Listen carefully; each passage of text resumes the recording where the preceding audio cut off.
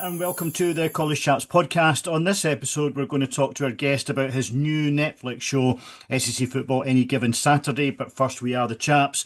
And given his passionate love affair with the SEC, wild horses could not stop Oliver from joining this episode. Oliver, how are you, my friend? I'm doing very well, thank you, George. I don't know when this is going out, to be honest, but as we're recording it, it's just over 2 weeks until the start of the college football season. So I am very good. I'm very excited.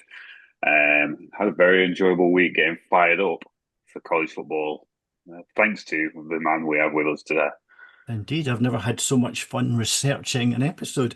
Our guest is a multi-award winning producer at Box to Box Films, who are responsible for some of the biggest and most successful sporting documentaries you'll have watched, predominantly on Netflix in recent years: Drive to Survive, Full Swing, Sprint, Six Nationals, Full Contact, Senna, Maradona. I could go on for some time. However, this week we have witnessed the debut on Netflix of a new series covering SEC football called Any Given Saturday, which documents the teams, coaches and players from the Southeastern Conference throughout the course of the 2024-25 season. So we are really super excited to welcome executive producer of Any Given Saturday, Paul Martin. Paul, welcome. How are you? Good, good, great to be here.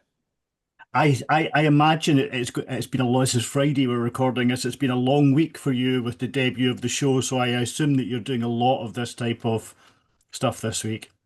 Yeah, I mean it's been great. I mean, you know, I think we talked when we first met, George, of like, coming from the UK and coming from Europe, the college football world is, kind of goes over our head a little bit for various reasons, and me, even as a huge sports fan and as an NFL fan, I think I said to you, I'm a long suffering Miami Dolphins fan, but college football just was never, it never really resonated with me in any way, and so I think it's just, it's kind of crazy because the interest levels on it are incredible, and I've seen that this week. So many people want to talk to me about the show.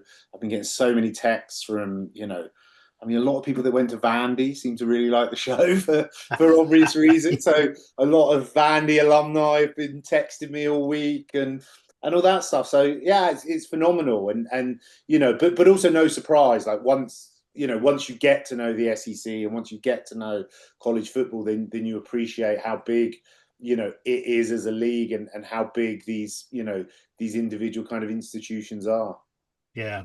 So let's go back to the start then, Paul. I'm a huge, from meeting me in Atlanta, I'm a very big Southeastern Conference fan. The sport is larger than the SEC. There's many different conferences. How did the opportunity with the SEC come about? Yeah, I think it's probably the perfect storm. I just moved back to Los Angeles, so as a business, we were looking at, and talking to a lot of the big US sports rights holders. We obviously had a very good relationship with Netflix and a bunch of the other platforms, and we were talking about college football. And at that point, I couldn't have told you the difference between any of the conferences, honestly. I couldn't even name the Big Ten and all that kind of stuff. So I didn't. So for me, I thought all college sport was kind of created equal, and didn't know a USC from a UCLA from a Tennessee or whatever. So I talked about college football in a very general way of like, yeah, it would be cool to do something in college football.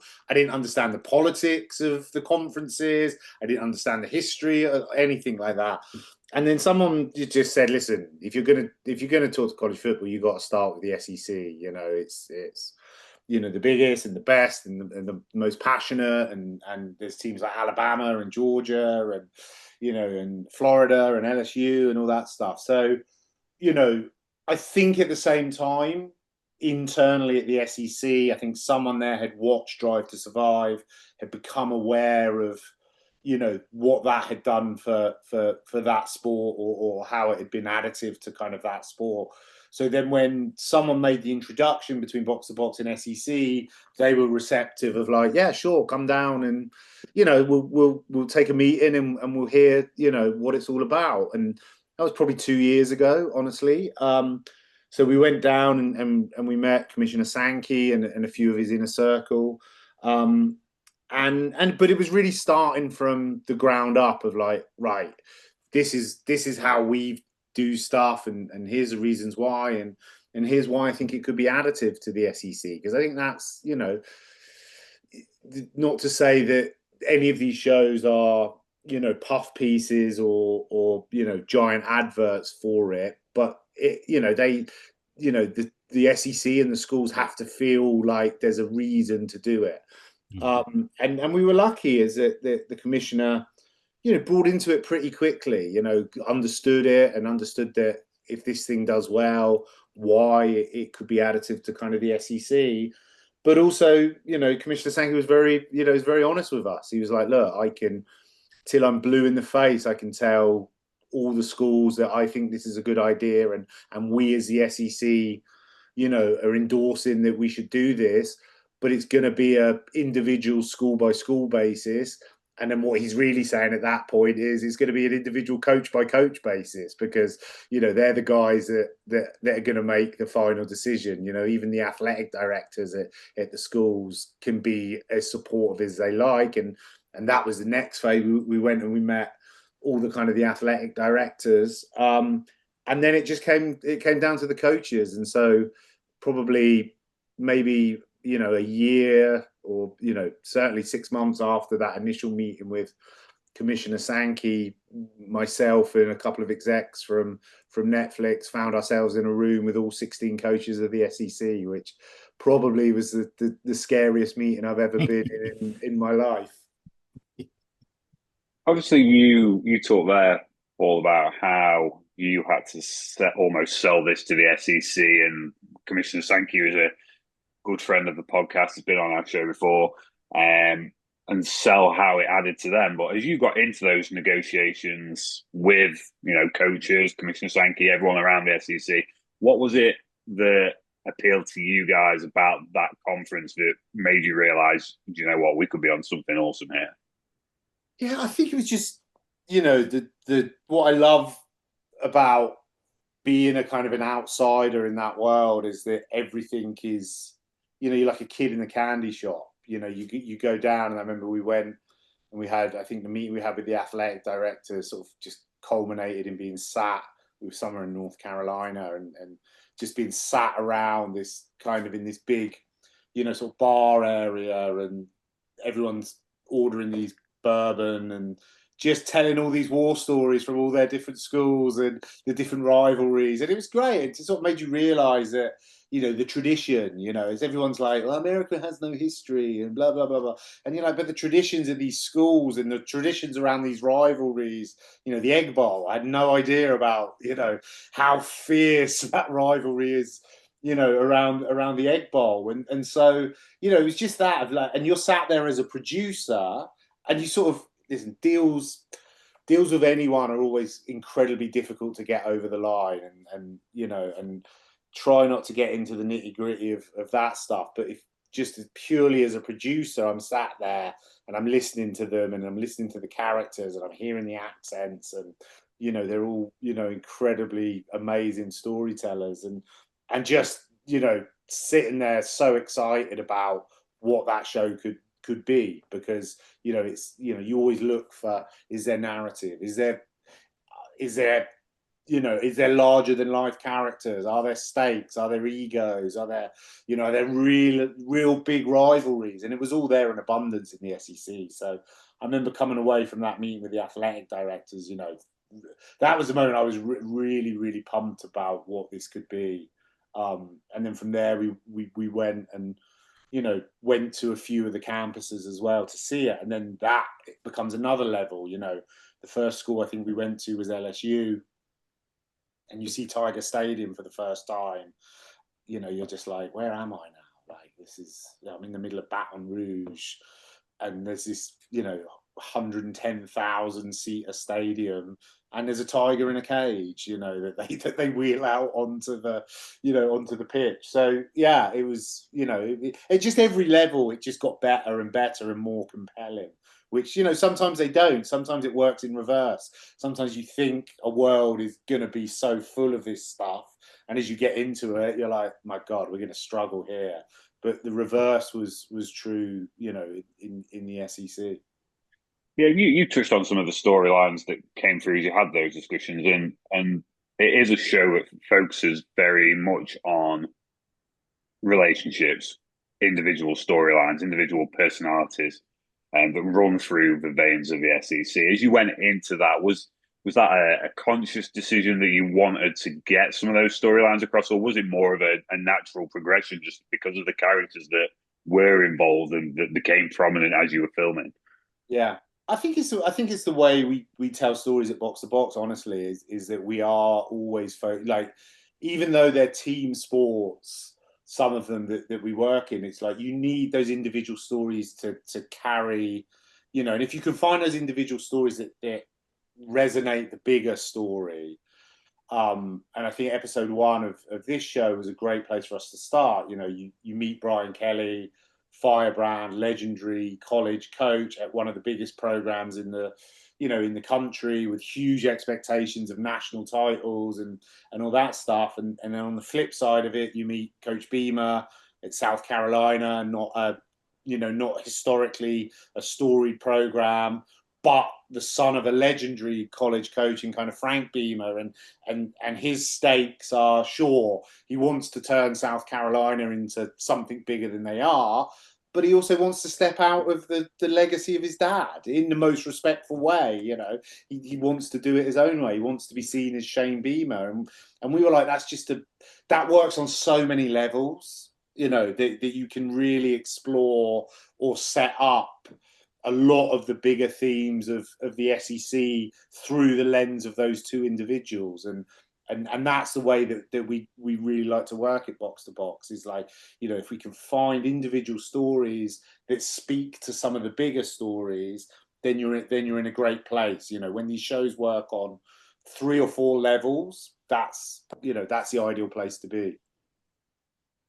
I'm curious, Paul, when as someone like you from looking at the outside, from the outside looking in, when you sit down and you talk to people, athletic directors and the like, and they tell you all their war stories and stuff like that, you've got a kind of preconception of what it'd be like. But once you get down there, once you get down into Baton Rouge or Alabama or Tennessee, what was it like for you? And what was the biggest surprise that you got when you got down into seeing it for the first time? I think it's I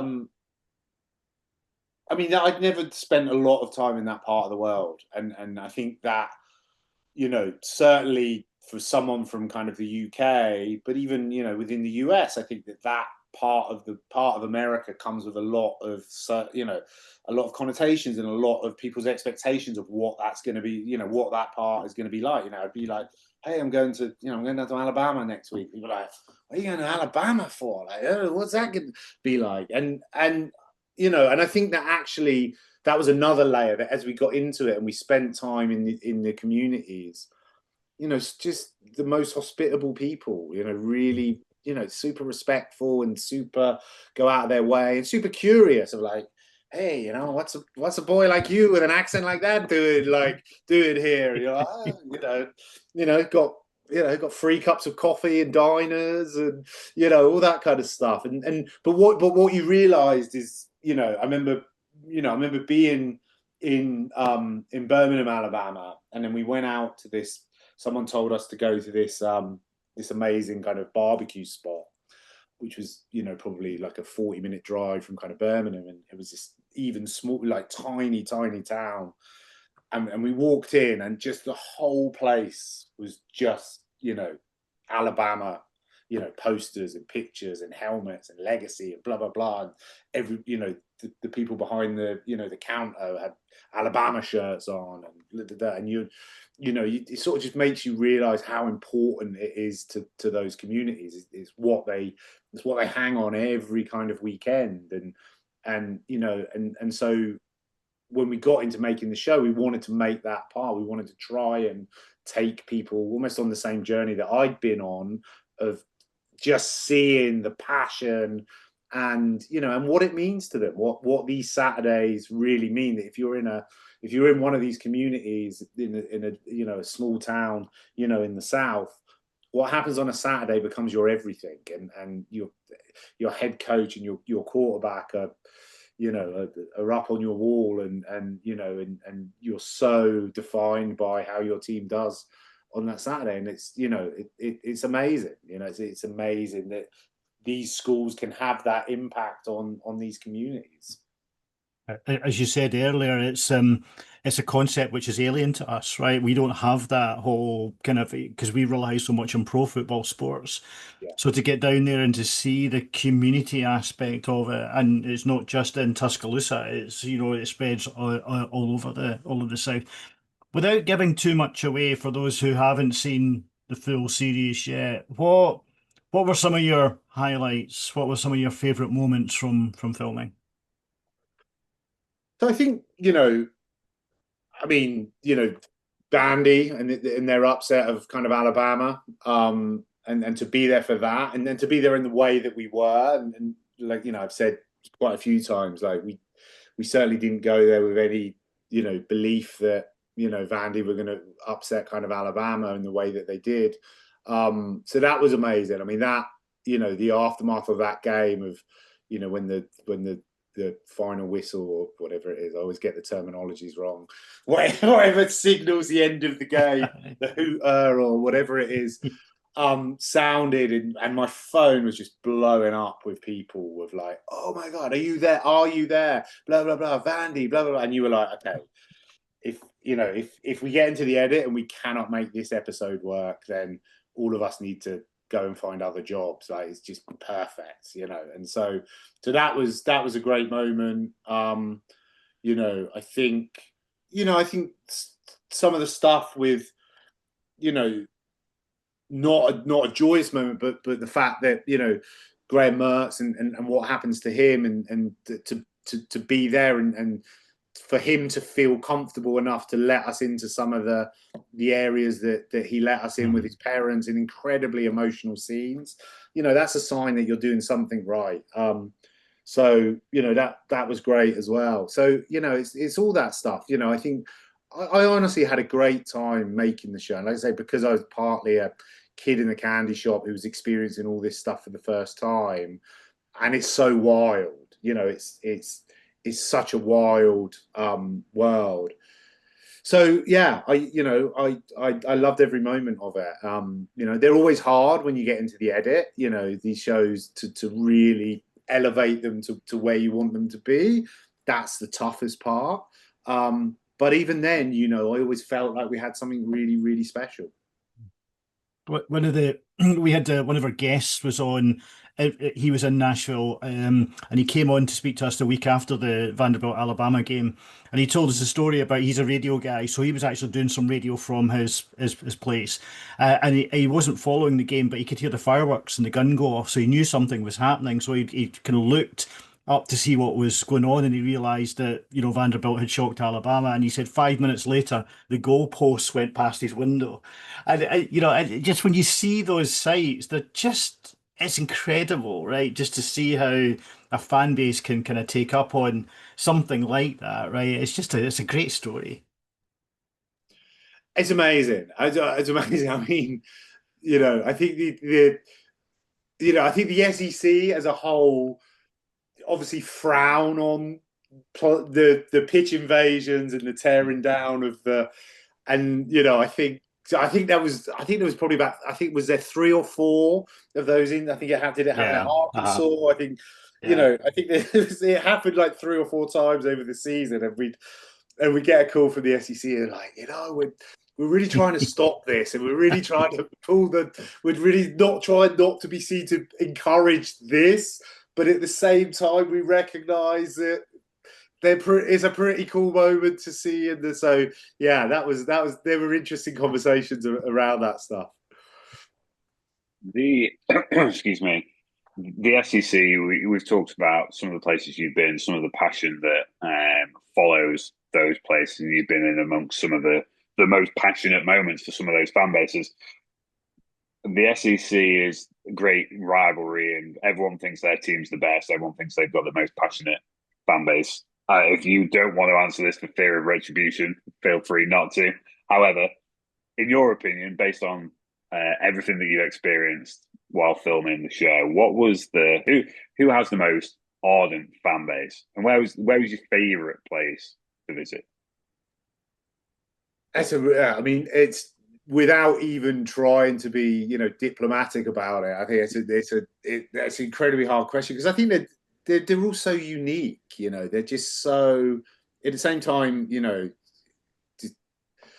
similar but different, all with their own kind of idiosyncratic kind of elements. And I think it's I think what is genuinely great about the SEC is that every the season comes thick and fast. Like when it starts, you're suddenly like 6-7 games into it, and you're like, where did that go? Like, and every game feels like an event, and every game feels important, and and I think it's because there are so few games. So I honestly, not because I don't want to, but I don't think I could answer that question. I think, and again, it goes back to it was all new to me. So everywhere I go, I'm like, wow, this is amazing. I mean, a night game at LSU is pretty hard to top. It's a pretty unique, time and atmosphere. I think,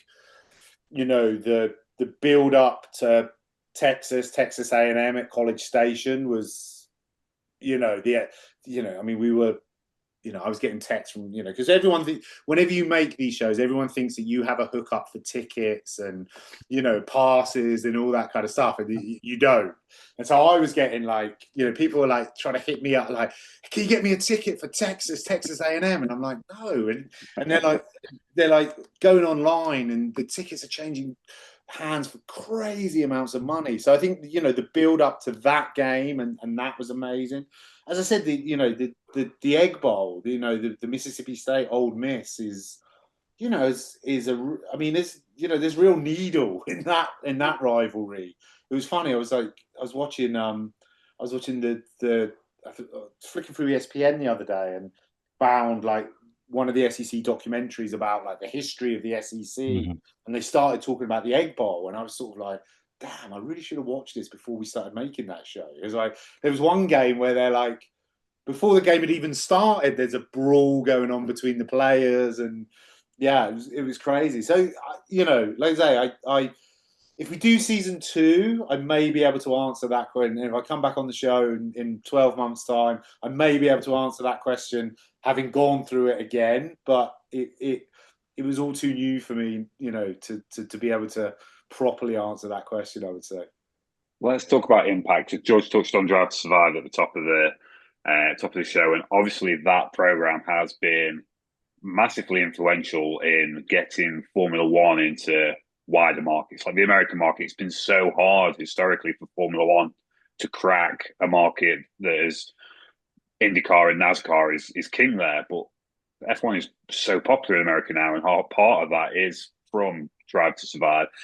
On the flip side, you touched on college football not having a great culture in Europe, really. It's getting there, but it's not great. Do you think any given Saturday can have that similar impact on this side of the pond? It's a really good question, and George and I talked about it a little bit in kind of Atlanta. I mean, I think it would definitely have a positive impact. I mean, dissecting the reasons that Drive to Survive, had the impact that it did. We've talked about it internally, we've talked about it with Formula One, we've talked about it with everybody, and I think that show in some ways was kind of lightning in a bottle. It was like the right show on the right sport at exactly the right time, and I think the pandemic helped, because there was a captive, there was a lot of audience in one place that watched it all. So it was all that. So whether you'll see one of these shows have that level of impact again, who knows? But I saw that this show's number 9 in the Netflix Ireland chart, so I'm like, okay, people are watching it overseas, and I think it's great. I think I don't think you guys would know more, but I'm not sure that international has been in the business plan for the SEC in the same way it was for the NFL. I don't know that, but I'm guessing it's never been as important as it was for the NFL. And obviously the NFL has spent a long time and probably a lot of money and effort to get the NFL to where it is. But hopefully this show can just start to kind of pique people's interest and go like, wow, like, okay, I understand it a little bit more, and I understand why I should care about a university. Because I think that for me was always the hard thing of like, why am I going to support a university? Like that makes no sense to me. Like I'll support Miami Dolphins,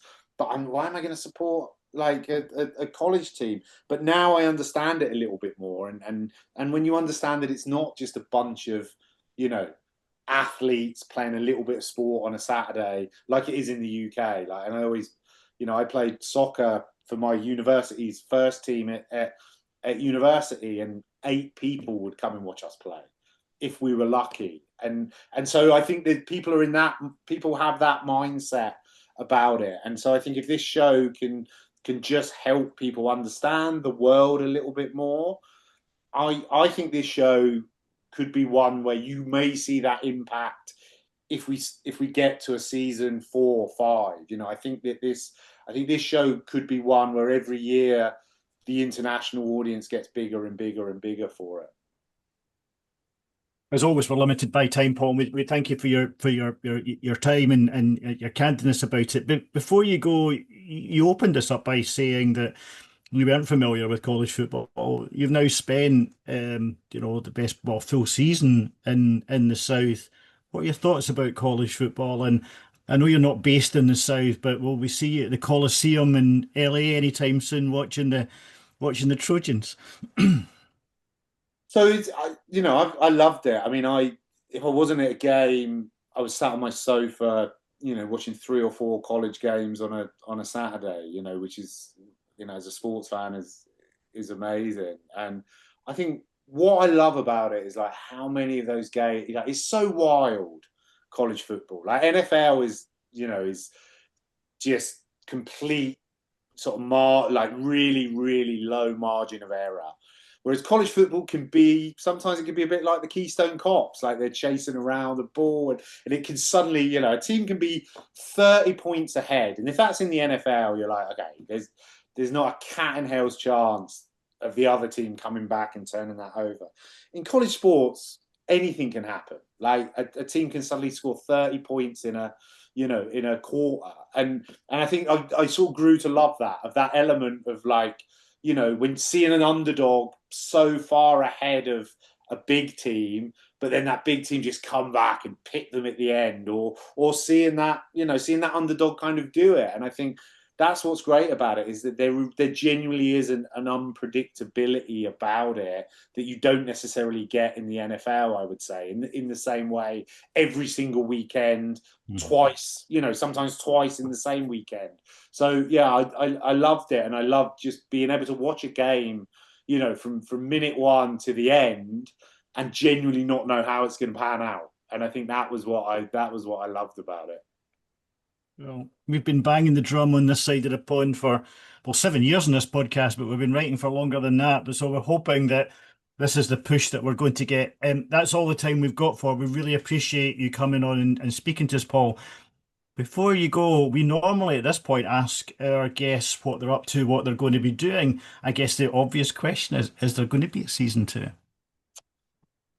Listen, we're hopeful. I think it's with all these shows, there has to be an appetite from the fans, and there has to be an appetite from the kind of the viewers. So, I think if that's there, I think there's definitely an appetite from SEC and Netflix, and definitely us to go again. So fingers crossed. I think if people continue to watch it, I think that will be a huge step towards a season 2.